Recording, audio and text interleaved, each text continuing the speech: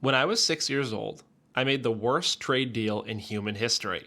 I handed over a first edition Charizard for a box of Silly Bands. At the time, I thought I was a genius. They glowed in the dark, they were shaped like dinosaurs, and they didn't take up much room in my backpack. It's funny how, as a kid, you can be completely wrong about value and completely right about joy. Because that's what Pokemon really was for me. Joy in the small, stupid, innocent moments. My earliest memories of Pokemon weren't about competition or collecting. They were about connection. Sitting on the blacktop at recess, surrounded by kids who couldn't quite spell Charizard, but knew exactly how it made them feel. I played Diamond on my DS, begged my parents for an action replay so I could cheat, and spent far too much time believing that a single card could make me cool. And in a way, it did, because it made me belong. Pokemon was one of the first languages I ever spoke fluently with other people. It was this universal translator between shy kids who didn't quite know how to make friends. We didn't need to be interesting or confident, we just needed to know what level our Infernape was. It gave me an excuse to talk, to share, to care about something outside myself. As I got older, though, I did what a lot of people do. I grew out of it. Or at least, I told myself I had. My life became about grades, martial arts, and later, business. The same kid who once traded a Charizard for rubber bracelets grew into someone obsessed with optimization, productivity, and leverage. In my early 20s, I built a business, learned how to sell, and spent years believing that fulfillment was something you extracted from the world. Money, opportunity, achievement, these were the new evolutions of happiness. But somewhere along that path, I lost something quieter. That feeling of belonging, of community, not just with others, but with the world around me. I was getting better at winning, but worse at being. Then, Pokemon came back into my life. Not through the games or anime this time, but through the trading card boom. Everyone online was talking about investment potential in PSA 10s, and while I didn't much care for the financial side at first, I loved seeing people excited again. That little piece of shared nostalgia, the same thing that made the playground buzz when I was 6, had returned in the middle of my adult life. And this time, I could actually participate.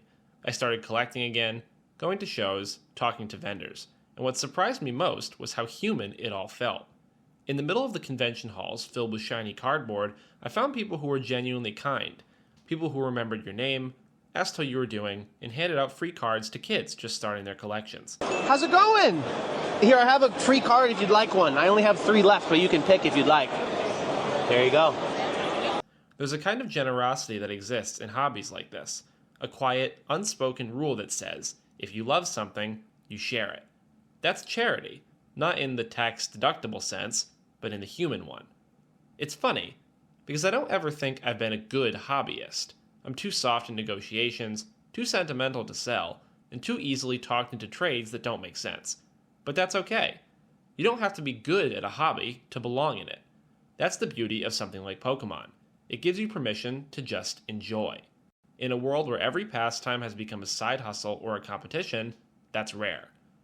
And it's made me realize something else. We've lost a lot of real-world communities. With so much of life happening behind screens and Slack messages, people don't really have places anymore. Sociologists call these third places, spaces outside home and work where community naturally happens. They used to be coffee shops, bowling alleys, churches. Now for many people, it's Discord servers and comment sections. Digital, but detached. Hobbies like Pokemon give that back. They're little oases of belonging in a world that's forgotten how to gather. You go to a card show or local event and see people who might have nothing else in common except that they once stayed up all night evolving a Riolu. And for a few hours, that's enough.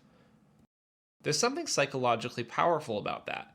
The anthropologist Robert Dunbar theorized that humans can only maintain around 150 stable social relationships, our so-called Dunbar's number. Beyond that, communities fracture. The Pokemon world, with all its conventions, tournaments, and local shops, works perfectly within that framework. It scales intimacy. You have your local card shop crew, your online forum friends, your regional events. It's structured just enough to feel infinite, but small enough to feel human.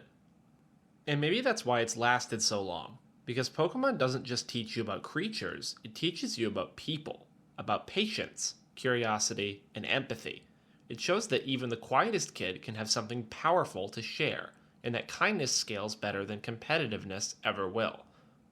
When I was younger, I thought fulfillment came from taking, but somewhere between trading cards, building businesses, and giving away packs to kids who light up like I once did, I realized that fulfillment comes from giving.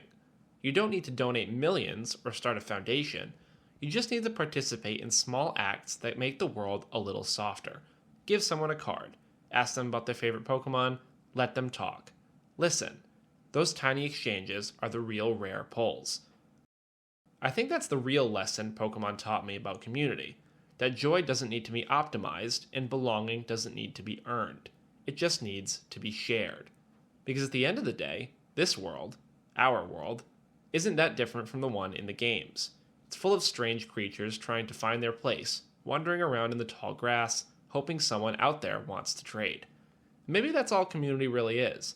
Finding people who remind you that your weirdness has value, that your passions are welcome, and that it's okay to care deeply about something small. Maybe you don't have to catch them all. Maybe just catching a few and keeping them close is enough.